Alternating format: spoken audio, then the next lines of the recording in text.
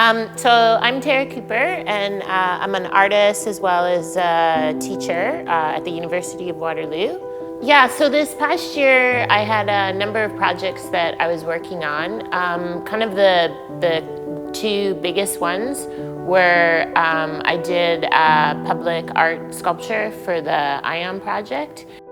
The piece itself was based on the actual site, the location, so there was a number of stories that we kind of pulled from to make this mashup that resulted in these three sculptures.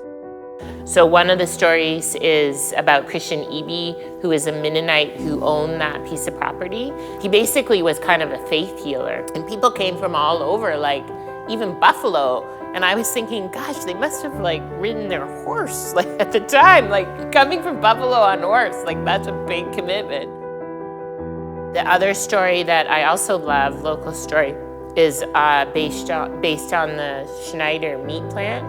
And so, which ended up becoming the biggest meat packing plant in the country, which, you know, is amazing.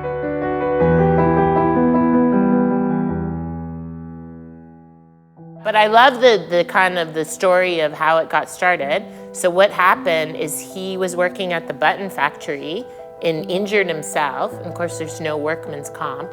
So he ended up, in order to make a living, he started making his mom's sausages and selling them door to door. Part of the piece for me was this kind of hopeful element of how do you turn lemons into lemonade kind of thing.